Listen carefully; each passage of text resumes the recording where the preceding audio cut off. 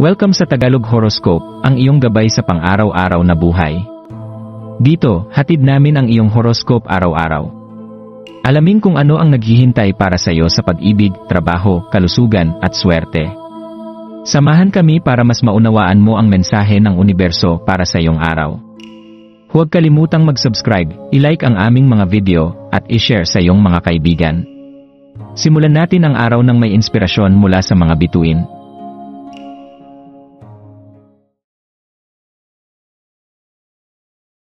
Narito ang iyong pang-araw-araw na horoscope para sa Cancer ngayong Pebrero 1, 2025. Habang binubuksan mo ang unang araw ng Pebrero, mararamdaman mo ang banayad ngunit malalim na enerhiyang pumapalibot sa iyo, na tila isang yakap mula sa universo na nag-aanyaya sa iyo na yakapin ang iyong likas na kakayahan sa pagmamahal, pangangalaga, at malalim na koneksyon sa iba. Ikaw ay isang Cancer, isang tanda na pinamumunuan ng tubig, puno ng damdamin, intuisyon, at likas na kakayahang umunawa ng emosyon ng iba nang hindi mo kailangang tanungin. Ngayong araw, ang enerhiyang ito ay mas lalong titindi, binibigyan ka ng pagkakataon upang maging tunay sa iyong sarili, alamin kung ano ang nagpapasaya sa iyo, at kumonekta sa mga mahal mo sa buhay sa mas malalim na paraan. Ang Sabadong ito ay nagsisilbing isang paalala na ang iyong likas na kakayahang magbigay ng pagmamahal ay isang biyaya na dapat mong ipagmalaki. Ang araw na ito ay isang pagkakataon upang mapagtanto na ang iyong presensya ay nagdudulot ng ginhawa sa iba, isa kang matibay na haligi ng suporta para sa iyong pamilya, mga kaibigan, at mga taong nangangailangan ng gabay. Sa tuwing nakikinig ka sa kwento ng iba, sa tuwing nagbibigay ka ng payo o simpleng ngiti, ikaw ay nag-aalok ng liwanag sa kanilang araw. Ngunit mahalaga ring tanungin ang sarili, ikaw ba ay nag-aalaga rin ng iyong sariling emosyon? Ikaw ba ay nagbibigay rin ng oras para sa iyong sarili, upang masigurong ikaw ay nasa isang mabuting kalagayan bago ka tumulong sa iba? Ang enerhiyang nakapaligid sa iyo ngayon ay nagtutulak sa iyo na mas lalong pahalagahan ang katahimikan at kapayapaan sa iyong buhay.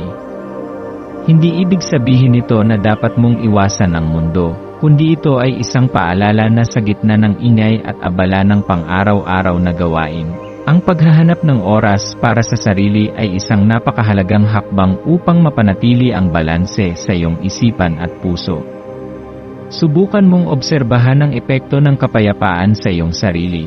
Ano ang nararamdaman mo kapag naglalaan ka ng oras upang huminga ng malalim, magnilay-nilay, o simpleng umupo sa isang tahimik na sulok na malayo sa stress ng mundo? Ang ganitong mga sandali ng katahimikan ay maaaring magdulot ng malalim na kaalaman tungkol sa iyong sarili at sa direksyong nais mong tahakin sa mga darating na araw.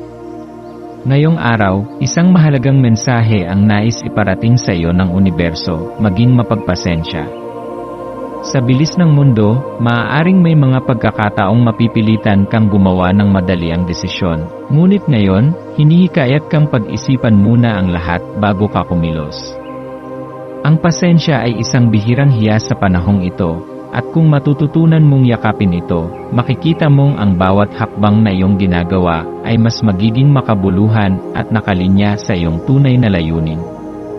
Kapag dumating ang mga sandali ng pag-aalinlangan, huminga ng malalim at tanungin ang sarili, ano ba talaga ang nais kong marating? Ano ang nagpapasaya sa akin? Dahil ang buwan ay nasa ilalim ng impluwensya ng Pisces, madarama mong mas lalong lumalalim ang iyong intuisyon. Maaaring may mga pagkakataon ngayong araw na mararamdaman mong tila may isang bagay na paparating o isang mensahe mula sa iyong panloob na sarili na nais iparating sa iyo. Huwag mong baliwalain ang mga damdaming ito. Minsan, ang ating katawan at isipan ay nagbibigay ng senyales na hindi natin agad napapansin, isang biglaang pakiramdam ng saya, pangamba, o paungulila na tila walang dahilan. Ngunit kung maglalaan ka ng oras upang pakinggan ang iyong panloob na boses, maaari mong matuklasan ang mas malalim na kahulugan ng mga damdaming ito. Higit sa lahat, ito ay isang araw upang bigyang pansin ang iyong pisikal na kalusugan. tandaan na ang katawan mo ay isang mahalagang bahagi ng iyong emosyonal na estado. Kung ikaw ay pagod, kung hindi ka nagpapahinga ng sapat, o kung hindi mo binibigyan ng tamang nutrisyon ang iyong katawan, maaaring magdulot ito ng negatibong epekto sa iyong isipan at emosyon. Ngayong araw, subukan mong makinig sa iyong katawan. Kailangan mo bang magpahinga? Kailangan mo bang kumain ng masustansyang pagkain?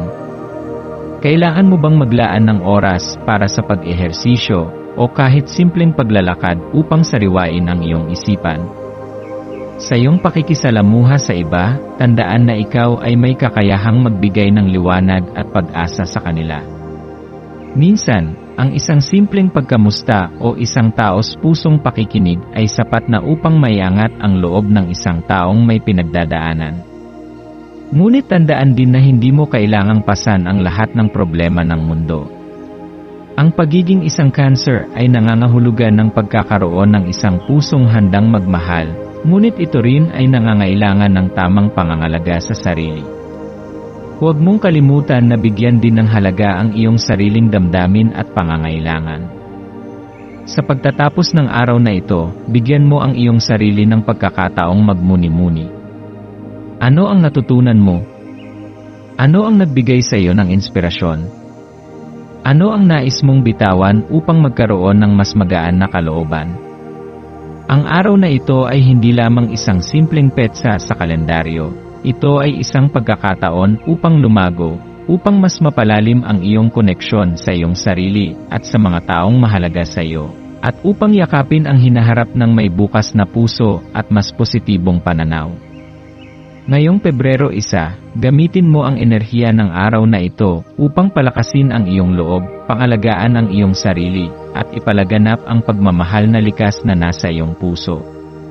Tandaan na ang bawat araw ay isang pagkakataon upang matuto, lumago, at maging mas mabuting bersyon ng iyong sarili.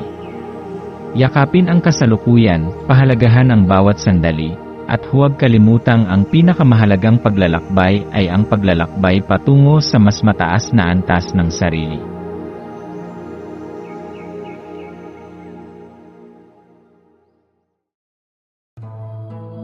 Maraming salamat sa panonood ng iyong horoscope ngayon araw. Naway gabayan ka ng mga bituin sa iyong landas. Huwag kalimutang mag-like, share, at subscribe para sa iba pang cosmic na kaalaman. Hanggang sa muli, manatiling konektado sa universo,